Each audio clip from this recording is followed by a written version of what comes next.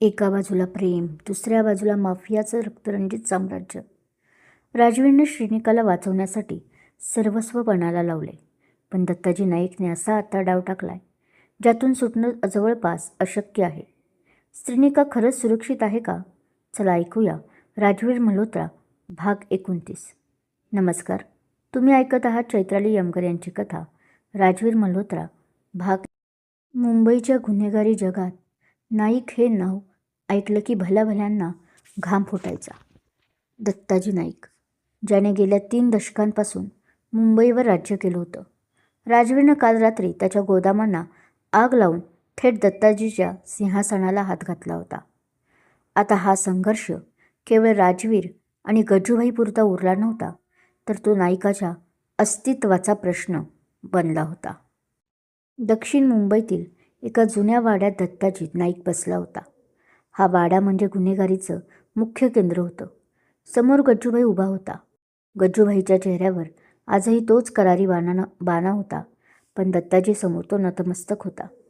गज्जू, मी तुला दिल्लीहून इथे का बोलावले माहिती आहे ना? दत्ताजीने आपल्या हुक्क्याचा झुरका घेत विचारलं. त्याचा आवाज बसलेला पण वजनी होता. हो दादा, राजवीर मल्होत्रा, त्याने आपल्या सत्तेला आव्हान दिले, गज्जूभाई शांतपणे म्हणाला. दत्ताजी खुर्चीवरून उठला. त्याने भिंतीवर टांगलेली एक जुनी तलवार काढली. राजवीरला वाटते की तो पुन्हा प्रोफेसर बनून शांत जीवन जगू शकेल, पण त्याने माझ्या गोदामांना हात लावून स्वतःचं मरण ओढून घेतले. सानिकाने आपल्याला जो रिपोर्ट दिला होता त्याचं काय झालं? दादा, सानिकावर मला संशय आहे. राजवीरने तिच्या मनात काहीतरी भरवले, पण काळजी नको, मी तिला ट्रॅप केले. आणि श्रीनिका?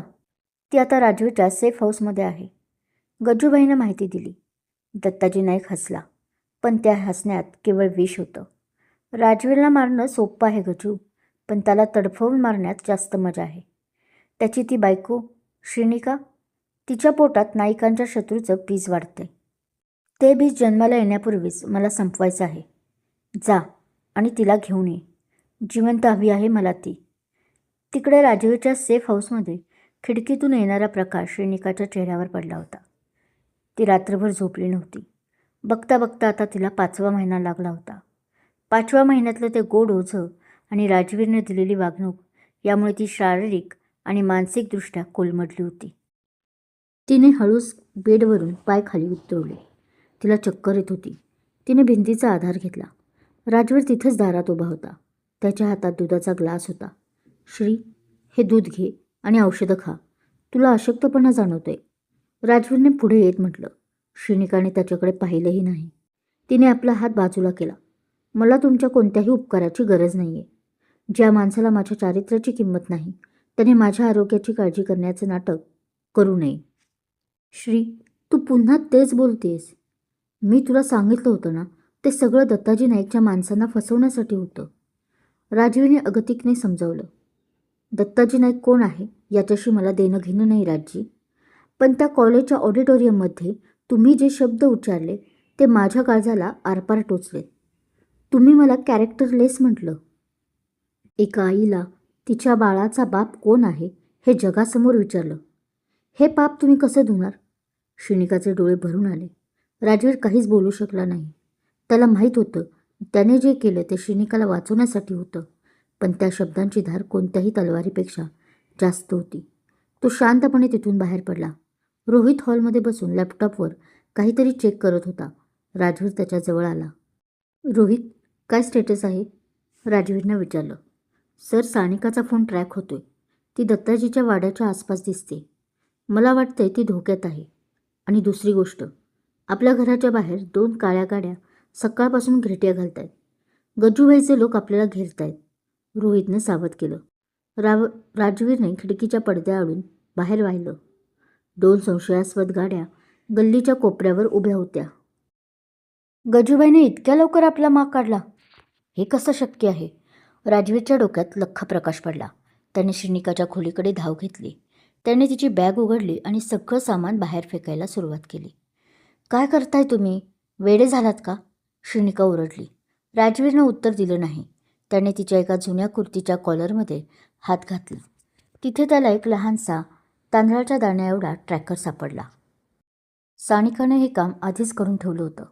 हे बघ श्री, गजूबाईला तुझा प्रत्येक लोकेशन यामुळे मिळत होतं. सानिकाने तुला पूर्णपणे ट्रॅप केलं होतं. राजवीरने तो ट्रॅकर जमिनीवर फेकला आणि बुटाने चिरडला. श्रीनिका सुन्न झाली. तिला जाणीव झाली की ती नकळत मृत्यूला सोबत घेऊन फिरत होती. रोहित, आता वेळ नाही आहे. सामानावर. आपल्याला आत्ताच्या आत्ता निघावं लागेल. गज्जूबाईचे लोक इथं पोहोचण्यापूर्वी आपल्याला हायवे गाठायचा आहे, राजवीरने आदेश दिला. पण सर तुम्ही? रोहितने विचारलं. मी इथेच थांबून त्यांना फसवणार आहे. तू श्रीनिकाला घेऊन गोव्याला जा. तिथं माझं एक जुनं फार्म हाऊस आहे. दत्ताजी नाईकच्या स्वप्नातही ते ठिकाणी येणार नाही. रोहित, तुझ्यावर माझा पूर्ण विश्वास आहे. माझ्या कुटुंबाला वाचवणं ही आता तुझी जबाबदारी आहे. राजवीरने रोहितच्या खांद्यावर हात ठेवला. रोहितनं मान डोलवली. सर, मी माझं रक्त सांडेन, पण श्री आणि बाळाला काही होऊ देणार नाही. पण मला अजूनही वाटत आहे आपण पोलिसांची मदत घेऊ शकतो. हवं तर मी माझ्या दादाला सगळं सांगून बोलवू शकतो. त्याने परत एकदा पोलिसांचे नाव काढले होते, पण यावेळीही राजवीरने नकारच दिला. रोहित, ही माझी लढाई आहे. मी केलेल्या 10 वर्षाच्या पापांची शिक्षा आहे. दुर्दैवाने श्री आणि हे बाळ माझं असल्याने त्यांनाही या सर्वातून जावे लागत आहे. तो निराश होऊन बोलत होता. माफिया डॉनला लग्न, प्रेम करण्याचा काहीच अधिकार नसतो. तो कधी संसार करूच शकत नाही. आपला 4 चौघांसारखा हे आज मला कळते. पण काय करू, श्रीवर माझं जीवापाड प्रेम आहे. यापुढे काही झालं तरी तिच्या केसांनाही धक्का नाही बसणार. तो आपल्या अश्रू डोळ्यातच थोपवत बोलतो. असं काही नाही सर, तुम्ही दोघंही नक्कीच एक व्हाल. रोहितने त्यांचा हात हातात घेऊन म्हटले. I hope so. त्यांनीही त्याच्या हातावर थोपटून किंचित हसत म्हटले. बरं चल, आता उशीर नको. दत्ताजीची माणसे केव्हाही येतील. त्याच्या आत तुम्हाला निघावे लागेल, त्याने पुढे घाई करत म्हटले. हो, म्हणतच रोहित ही स्त्रीला बोलवायला गेला. तो तिला घेऊन बाहेर आला. सर, मग आम्ही निघतो, त्याने मागून आवाज दिला. राज अजूनही श्रीच्या पहिल्या भेटीत हरवला होता. नीट जपून जा, राजवीरने श्रीनिकाकडे पाहत म्हटलं. ती अजूनही रागात होती, पण तिच्या डोळ्यातील भीती आता स्पष्ट दिसत होती. श्री, नीट जा. रोहित जे सांगेल ते ऐक. मी गज्जूबाईला इथेच गुंतवून ठेवेन. रात्रीचे 2 वाजले होते. पाऊस रिपरिप सुरू झाला होता. रोहितने आपली गाडी महाबळेश्वरच्या त्या सेफ हाऊसच्या मागच्या गेटवर काढली. राजवीरने श्रीनिकाला हळूच गाडीत बसवलं.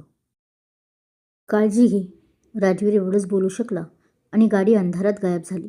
राजच्या डोळ्यातील इतका वेळ थोपवून ठेवलेल्या अश्रूला आता राहवलं नाही, जे गालावरून वाहत राहिले.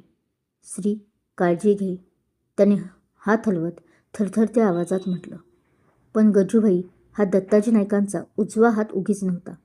त्याने ट्रॅकर सिग्नल गेल्यावरच ताडलं होतं की राजवीरला संशय आलाय. त्याने आपल्या 2 बेस्ट शूटर्सना आधीच हायवेवर तैनात केलं होतं. बाई, ट्रॅकर बंद झालाय, दत्ताजीच्या एका माणसाने निरोप दिला. गज्जूभाई हसला. त्याने आपल्या पिस्तूलमध्ये गोळ्या भरल्या. राजवीरला वाटते तो खूप हुशार आहे. ट्रॅकर गेला तरी त्याच्या गाडीचा टायर जो रस्ता पकडेल तिथे माझे लोक आधीच हजर असतील. दत्ताजी दादांना शब्द दिलाय मी. उद्या सकाळचा सूर्य त्या श्रीनिकासाठी शेवटचा असेल.